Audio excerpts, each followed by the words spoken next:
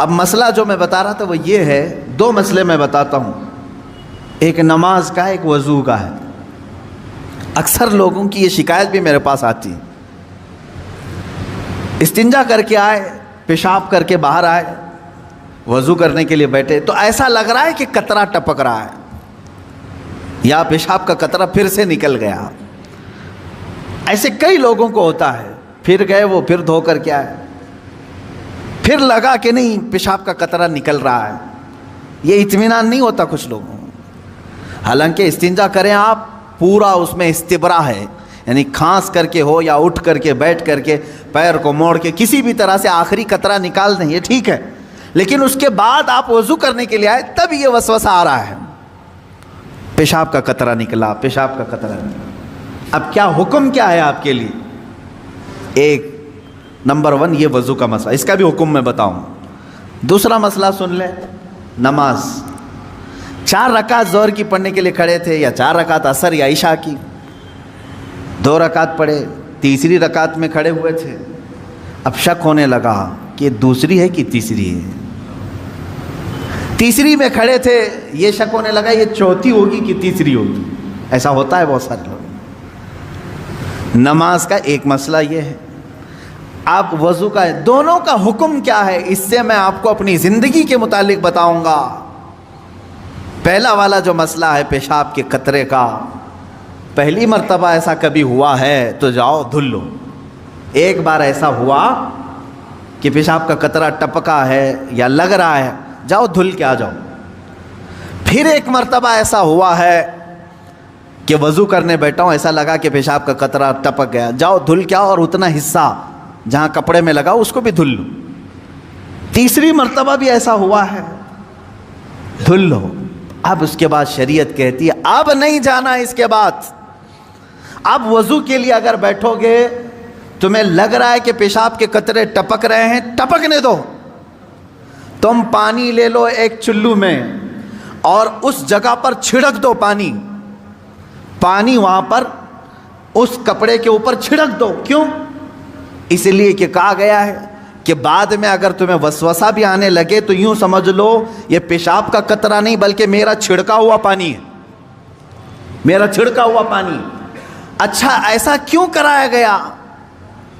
شک تو ہو رہا ہے۔ سنیں فقہائے کرام نے فرمایا اے بندے تجھے عبادت اللہ کی کرنی ہے۔ کس کی کرنی ہے؟ اللہ کو راضی کرنا ہے۔ اور یہ جو وسوسے آ رہے ہیں تجھے، یہ شیطان کے ہیں۔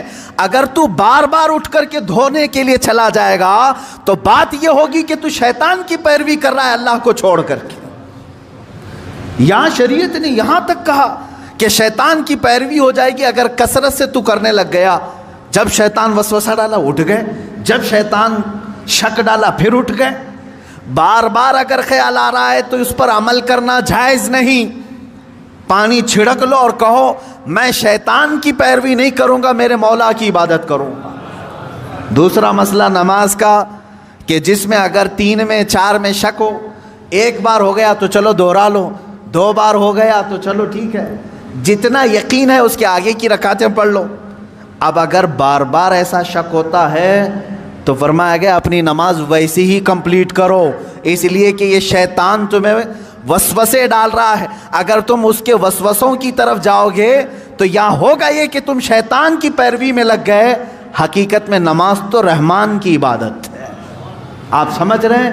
یہ 2 مسئلوں سے میں تمہیں بتاؤں گا میرے عزیزو، پوری زندگی بھر شیطان اسی طرح سے کرتا ہے، تمہیں اپنے اصلی مقصد سے ڈائیورٹ کر کے کسی عام فضول چیز میں لگا دیتا ہے، فضول چیز میں لگا دیتا ہے۔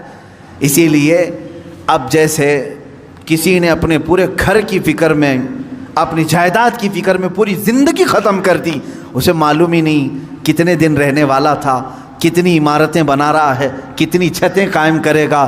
اے بندے تیری زندگی لمبی سے لمبی جاتی تو 70-80 سال کی، تو بنا ہی رہا ہے 30-40 سال کی عمر میں، بچے ہیں تیرے پاس 25-30 سال، ان 25-30 سالوں کے لیے تو نے اپنی پوری زندگی جھونک دی، صحت و طبیعت سب برباد کر ڈالی۔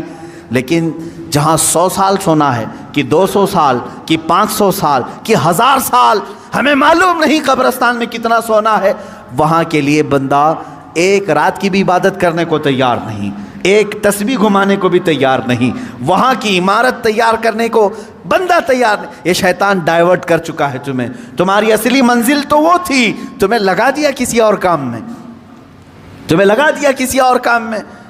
عزیزان گرامی، اسی لیے تو شاعر نے کہا تھا، آگاہ اپنی موت سے کوئی بشر نہیں، سامان 100 برس کا ہے پل کی خبر نہیں، 100 برس کے پلان ہے پل کی خبر نہیں۔ تو شیطان اس طرح سے جو ہر زندگی میں ڈائیورٹ کرتا ہے۔ اب میں آپ کو بتاؤں ایک چیز، جن چیزوں کو ہم سمجھتے ہیں کہ یہی کل ہے دنیا میں، نوجوان یہ سمجھتا ہے کہ ایک خوبصورت لڑکی مل جائے پوری زندگی ہے، دیکھو اسی پر تو شعر و شاعری کرتا ہے، اسی پر تو پوری محبت کے نغمے گاتا ہے، اسے معلوم نہیں کتنے دن کیا یہ عائش ہے۔ اور کچھ لوگ یہ سمجھتے ہیں کہ مال، گاڑی، کار، بنگلہ ہو جائے یہی سب کچھ ہے۔ تقریباً انہی میں ہم سب دوڑ رہے ہیں، انہی میں ہم دوڑ رہے ہیں۔ ایک بادشاہ نے اعلان کیا کہ آج میری عنایتوں کا دریا جوش میں ہے، میں خوب عطا کروں گا۔ لوگوں کو بلایا، ایک کوئی بندہ ایسا آ جائے جس کے لیے میں کہتا ہوں اپنے ہاتھ میں ایک چھڑی لے لے، لکڑی لے لے، اور وہ زمین پر دائرہ کھینچتا جائے صبح فجر کے بعد۔ اب وہ دائرہ کھینچتا کھینچتا سورج کے ڈوبنے سے پہلے پہلے تک جتنا دائرہ کھینچ لے گا وہ پوری زمین اس کے نام پہ کر دوں گا۔ دن بھر میں آپ کتنے ایکڑ کھینچ لیں گے؟ اگر فری میں مل رہا ہے تو کون چھوڑے گا؟ دائرہ کھینچنے کے لیے کہا کہ جو لکیر سے سرکل بنا لے، جتنا بنا لے گا، لیکن ٹائم ہے سورج ڈوبنے سے پہلے پہلے تک۔ اس میں سے ایک وزیر یا ایک سپاہی آگے آیا اور اس نے اپنے ہاتھ میں چھڑی لے لی، بادشاہ سلامت مجھے اجازت دے دے۔ اور بادشاہ نے کہا کہ اگر سورج ڈوب گیا تو پھر ایک بالشت زمین بھی نہیں دی جائے گی، یعنی 1 فٹ زمین بھی نہیں دی جائے گی۔ ہاں، سورج ڈوبنے سے پہلے پہلے تک یہاں پر دائرہ مکمل کر۔ اب وہ نکلا چھڑی لے کر کے۔ السلام علیکم ورحمۃ اللہ وبرکاتہ۔ تو آپ لوگ بھائی دیکھ ہی لیے ہوں گے ویڈیو، مفتی سلمان اظہری صاحب نے کتنے پیارے سے بیان کیے ہیں، ایک دم محبت سے بیان کیے ہیں۔ تو آپ لوگ اگر ہمارے چینل پہ نئے ہیں تو MD تمیم انصاری یوٹیوب چینل کو سبسکرائب کر لیجیے گا آپ لوگ۔ ہم بھی ایسے اگر مفتی سلمان اظہری صاحب کو ویڈیو اگر دیکھیے گا تو آپ لوگ کو ایسے ہی عبرت حاصل کرنے کے لیے ملیں گے آپ لوگوں کو۔